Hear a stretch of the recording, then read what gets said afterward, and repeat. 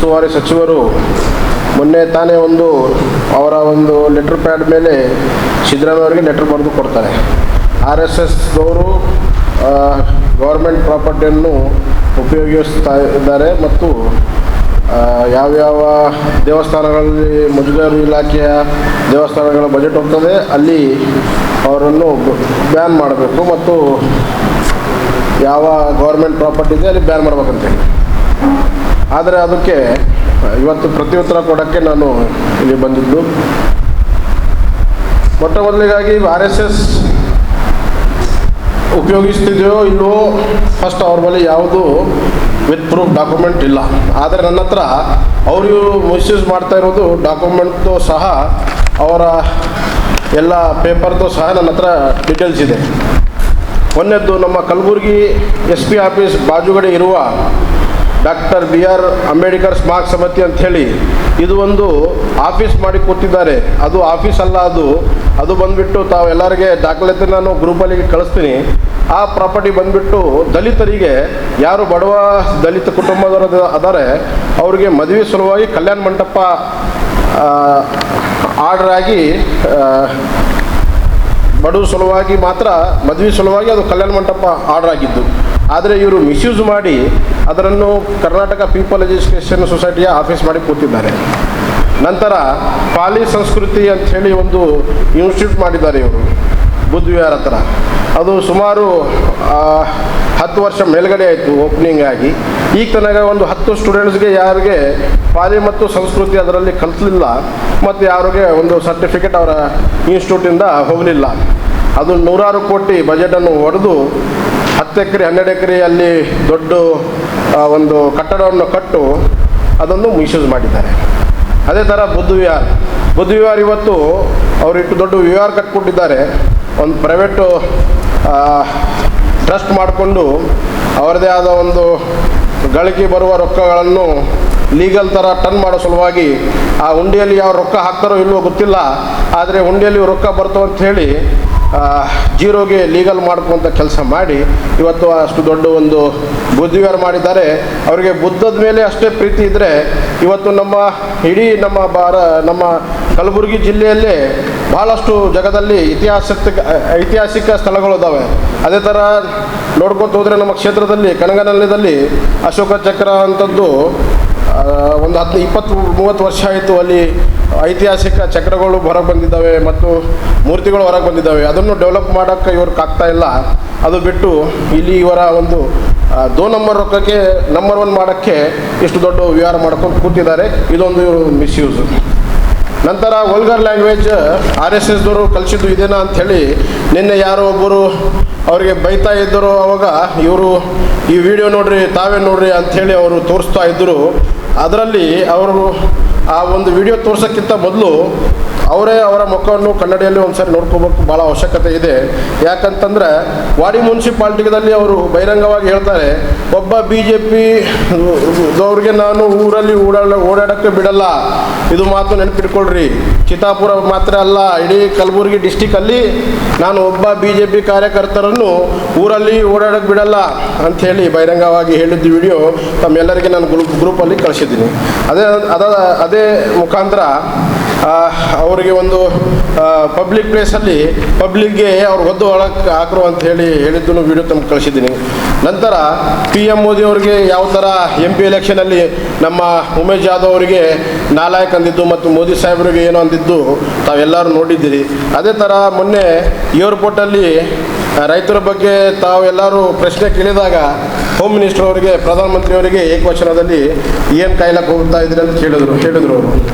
ಅದಕ್ಕೆ ಇವರೆಲ್ಲ ಮೊದಲು ಇವರದೇ ಆದ ಕನ್ನಡಿಯಲ್ಲಿ ಮುಖ ನೋಡಿಕೊಂಡು ಇವರು ಯಾವ ಥರ ಇದ್ದಾರೆ ಸ್ವಚ್ಛತೆ ನೋಡಿಕೊಂಡು ನಂತರ ಬೇರೆ ಸಂಘಟನೆ ಮೇಲೆ ಪ್ರಶ್ನೆ ಎತ್ತಿಸ್ಬೇಕಂತ ಹೇಳಿ ನಾನು ಅವರಿಗೆ ಕೇಳ್ಕೊತಾ ಇದ್ದೀನಿ ಮೀಡಿಯಾ ಮುಖಾಂತರ.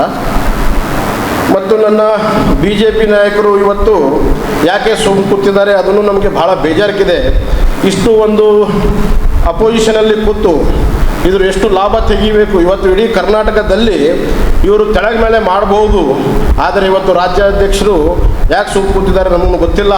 ಆ ಸ್ಥಾನದಲ್ಲಿ ನಾವು ಒಂದು ಸರ್ತಿ ರಾಜ್ಯಾಧ್ಯಕ್ಷರಾಗಿದ್ದರೆ ಇಡೀ ನಮ್ಮ ಪ್ರತಿಯೊಂದು ಕಾರ್ಯಕರ್ತರನ್ನು ತಯಾರು ಮಾಡಿ ಎಲ್ಲರಿಗೆ ಸಂಘಟ ತಗೊಂಡು ಅವರ ಮನೆ ಮುತ್ತಿಗೆ ಹಾಕ್ತಿದ್ದೀವಿ, ಅವರ ಆಫೀಸ್ ಮುಕ್ತಿ ಹಾಕ್ತಿದ್ದೀವಿ.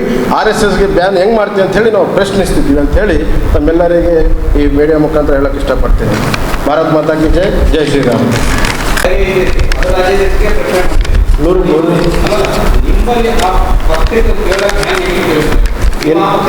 ಹೌದು ರೀ, ಮತ್ತು ಸೈಲೆಂಟ್ ಕುಡಿತಾರೆ ಮಾಡಬೇಕಾಗ್ತದಲ್ರಿ. ಪಕ್ಷದ ಚೌಕಟ್ಟಿದಾಗೆ ಮಾತಾಡ್ತಾ ಇದ್ದೀವಿ, ಪಕ್ಷ ಬಿಟ್ಟು ಮಾತಾಡ್ತಾ ಇಲ್ಲ. ಏನ್ರಿ ಇಲ್ಲ, ರಾಜ್ಯಾಧ್ಯಕ್ಷರು ಲಾಭ ತಗೋಬೇಕಿತ್ತು, ತಗೋತಾ ಇಲ್ಲ ಅಂತ ಹೇಳ್ತಾ ಇದ್ದೀವಿ. ಹೊರಗೆ ಬಂದಿಲ್ಲ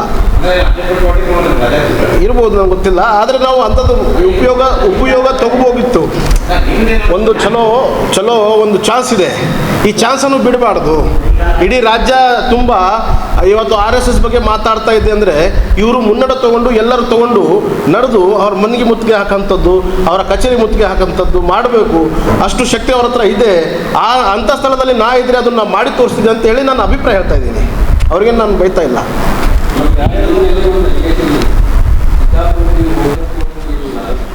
ನಾನು ಎಲ್ಲ ಕೇಸ್ಗಳು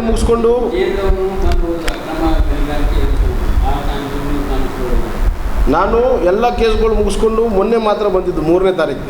ನನ್ನ ಮೇಲೆ ಎಲೆಕ್ಷನ್ ಆದಮೇಲೆ 38 ಕೇಸ್ ಹಾಕಿದರು. 38 ಕೇಸಲ್ಲಿ ಬೇಲ್ಗಳು, ಜೈಲುಗಳು, ಮತ್ತೇನಪ್ಪ ಅಂತಂದರೆ ಕ್ವಾಶ್ಗಳು, ಸ್ಟೇಗಳು ತೊಗೊಂಡು ನಾನು ಬಂದಿದ್ದು. ಈಗ ಮತ್ತೆ ಬಂದಿದ್ದೀನಿ. ಈಗ ಮತ್ತೆ ಕಂಟಿನ್ಯೂ ನನ್ನ ಹೋರಾಟ ಸತತವಾಗಿ ಚಾಲೂ ಇರುತ್ತೆ. ಹಾಂ, ಚಿತ್ತಾಪುರದಿಂದಲೇ ಬಂದಿದ್ದೀನಿ. ಈಗ ಅಲ್ಲಿಂದ ಬಂದಿದ್ದೀನಿ. ನಮ್ಮಿಂದ ಹೋರಾಟ ಸದ್ಯ ಎಲ್ಲ ಕಾರ್ಯಕರ್ತರಿಗೆ ಭೇಟಿಯಾಗಿ ನಂತರ ಮುಂದಿನ ಹೋರಾಟ ಹಮ್ಮಿಕೊಳ್ತೀವಿ. ಪಥಸಂಚಲನ ನಡೀತಾ ಇದೆ. ಅದಕ್ಕೆ ನಮ್ಮದು ಪ್ರೋತ್ಸಾಹ ಇರುತ್ತೆ. ನಾವು ಭಾಗಿಯಾಗೋ ಚಾನ್ಸಸ್ ಇದೆ. ಭಾಗಿಯಾಗ್ತೀವಿ, 100% ಆಗ್ತೀವಿ, 100% ಆಗ್ತೀವಿ. ನಾನು ಇರೇ ಇರ್ತೀನಿ. ಬಿಡಲಿಲ್ಲ ಅಂದರೆ ಏನು ಮಾಡ್ತಾರೆ ಮಾಡಲಿ. ಅವ್ರ ಸರ್ಕಾರ ಇದ್ದಾಗ ಅವ್ರು ಏನು ಮಾಡ್ತಾರೆ ಮಾಡಲಿ. ನಮ್ಮ ಸರ್ಕಾರ ಬಂದಾಗ ನಾವು ರಿವೈಸ್ ತೊಗೋತೀವಿ, ಬಿಡಲ್ಲ. ಹಾಂ, ಎಲ್ಲ ಸ್ಟೇ ಆಗ್ಯಾವ್ರಿ, ಎಲ್ಲ ಬೇಲ್ ಆಗ್ಯಾವ, ಸ್ಟೇ ಆಗ್ಯಾವ, ಕಾಶ್ ಆಗ್ಯಾವ. ಸ್ವಲ್ಪ ರಿಲೀಫ್ ಇದ್ದೀವಿ ಈಗ.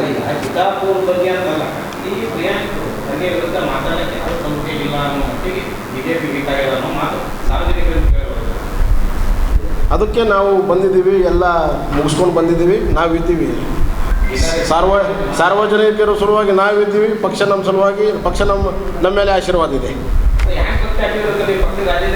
ಪಕ್ಷ ರಾಜ್ಯಾಧ್ಯಕ್ಷರು ಒಬ್ಬರು ಇದ್ದಾರಾ ಪಕ್ಷದಲ್ಲಿ? ಪಕ್ಷ ರಾಜ್ಯಾಧ್ಯಕ್ಷ 2-3 ವರ್ಷ ಇರ್ತಾರೆ, ಇನ್ನು ರಾಜ್ಯಾಧ್ಯಕ್ಷರು ಬರ್ತಾರೆ. ಇನ್ನು ಪಕ್ಷ ಭಾಳ ದೊಡ್ಡದಿದೆ. ಇಡೀ ವಿಶ್ವದಲ್ಲಿ ಅತಿ ದೊಡ್ಡ ಪಕ್ಷ ನಮ್ಮ ಭಾರತೀಯ ಜನತಾ ಪಾರ್ಟಿ ಪಕ್ಷ.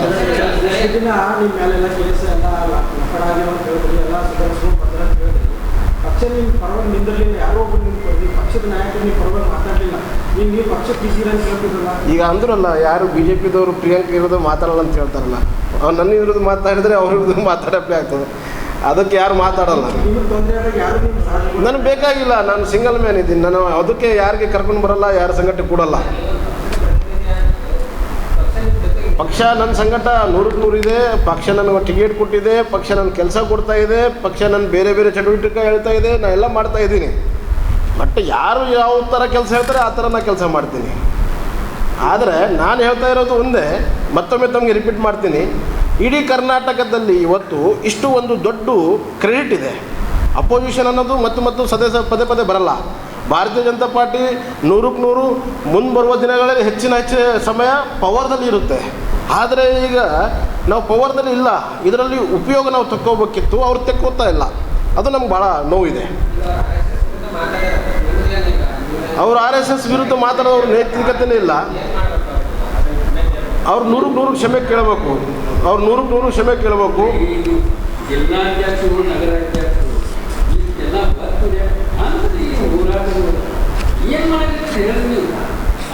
ಪ್ರಿಯಾಂಕ್ ಖರ್ಗೆ ಅವರು ಜಿಲ್ಲಾ ಉಸ್ತುವಾರಿ ಸಚಿವರು ರಾಷ್ಟ್ರೀಯ ಸ್ವಯಂ ಸೇವಕ್ಗೆ ತಾವು ಕ್ಷಮೆ ಕೇಳಬೇಕು.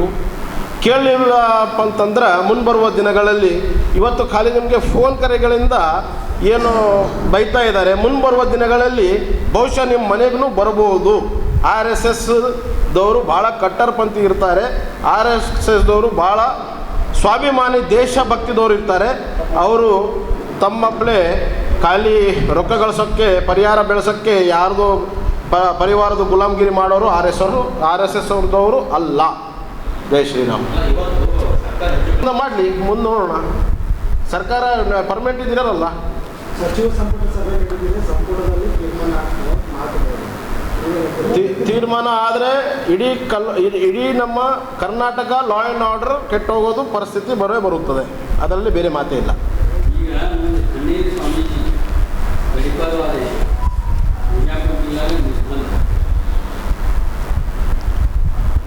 ಸಾಹೇಬ್ರೆ, ಅದು ಆದಮೇಲೆ ಕೋರ್ಟ್ ಇರುತ್ತೆ, ಪೊಲೀಸರು ಕೆಲಸ ಇದೆ.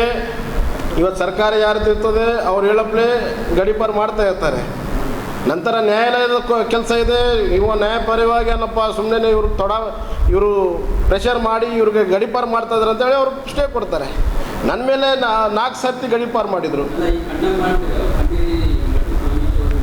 100% ನಾವು ಅದಕ್ಕೆ ಕಂಡಮ್ ಮಾಡ್ತೀವಿ. ಅದಕ್ಕೆ ನಾವು ಏನಂತಾರೆ ಖಂಡಿಸ್ತೀವಿ.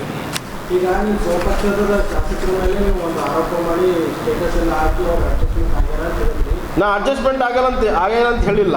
ಈಗ ಪ್ರತಿಕ್ರಿಯೆ ಕೊಟ್ಟರು, ನಾವು ಅವ್ರಿಗೆ ಹೂವು ಕೊಟ್ಟಿದ್ದು ಬಿಟ್ಟರೆ ಅವ್ರು ಗುಲಾಬ್ ಕೊಟ್ಟು ಚಹಾ ಕೊಟ್ಟಿದ್ದು ಎಲ್ಲ ಕೊಟ್ಟು ನಾವು ಕೆಲಸ ಕೇಳಿಲ್ಲ, ಏನೂ ಮಾಡಿಲ್ಲ, ನಮ್ಗೆ ಏನಾದರೂ ಮಾಡಿದ್ರೆ ತೋರಿಸ್ರಿ ಅಂತ ಹೇಳ್ಯಾರ ಅವರು. ನಾನು ಅಡ್ಜಸ್ಟ್ಮೆಂಟ್ ಆರಂತ ಎಲ್ಲಿ ಹೇಳಿಲ್ಲ. ನಾನು RSS ಅಂದಮೇಲೆ ತಾವು ಇವತ್ತು RSSಗೆ ಯಾರು ಬ್ಯಾನ್ ಮಾಡ್ತೀನಿ, ಯಾರು ರೋಡ್ ಮೇಲೆ ತಿರುಗಾಡಕ್ಕೆ ಬಿಡಲ್ಲ ಅಂತ ಹೇಳ್ತಾ ಇದ್ದಾರಲ್ಲ, ಅಂಥವ್ರು ಕೂಡ ತಾವು ಹೋಗಿ ಸನ್ಮಾನ ಯಾಕೆ ಮಾಡ್ತಾ ಇದ್ದೀರಿ? ಇದು ಮತ್ತೊಮ್ಮೆ ಮಾಡಬೇಡ್ರಿ, ನಿಮಗೆ ಮತ್ತೊಮ್ಮೆ ಮಾಡೋಕ್ಕೆ ನಾಚಿಕೆ ಬರ್ಬೇಕಂತೇಳಿ ಆ ಫೋಟೋ ಅಪ್ಲೋಡ್ ಮಾಡಿದ್ದು ಹೊರತು ಅವರು ಅಡ್ಜಸ್ಟ್ಮೆಂಟ್ ಅಂತ ಹೇಳಿ ನಾನು ಅಪ್ಲೋಡ್ ಮಾಡಲಿಲ್ಲ. ಅದು 2 ವರ್ಷದ್ದು ಹಿಂದೆ ಪ್ರೋಟೋಕಾಲ್ ಮಾಡಿ ಅವ್ರಿಗೆ ಹೋಗಿಲ್ಲ. ನಾವು ಶಾಸಕರು ಇಬ್ಬರು ಸೇರಿ ಮಾತಾಡ್ಕೊಂಡು ಮಾಡಿದ್ರು ಯಾರು ಮಾಡಲಿಲ್ಲ, ಅವರೊಬ್ಬರೇ ಮಾಡಿದ್ದಾರೆ ಈ ಕಲಬುರಗಿ ಜಿಲ್ಲೆಯಲ್ಲಿ. ಅವ್ರು ಬಿಟ್ಟು ಯಾರು ಮಾಡಿಲ್ಲ. ಆಯಿತು, ಹೂವು ಕೊಡ್ರಿ, ಹೂವು ಕೊಡೋಕ್ಕೆ ತನಕ ಇಡ್ರಿ. ನಂತರ ಅವರು ಕಾರ್ಯಕರ್ತರ ನನ್ನ ಅಪೋಸಿಟ್ ಯಾರು ಎಲೆಕ್ಷನ್ ನೇರವಾಗಿ ಮಾಡಿದ್ದಾರೆ ಅವರ ಬಲಗೈ ಬಂಟ ನಾಗರೆಡ್ಡಿ ಮನೆಗೆ ಹೋಗಿ ಊಟ ಮಾಡಿದೆ. ಯಾಕೆ ಇವರು ಭಾಳ ಇದ್ದಾವೆ, ಬೇಡ ನಾವು ಹೇಳ್ಬೋದು ಚಲೋ ಅನ್ಸಲ್ಲ. ಬಟ್ ಅವ್ರಿಗೊಂದು ಶಾರ್ಟ್ ಆ್ಯಂಡ್ ಸ್ವೀಟ್ದಾಗ ತಿಳಿಸಿಬಿಟ್ಟಿವಿ. ಅವ್ರು ತಿಳ್ಕೊಬೇಕಷ್ಟೇ.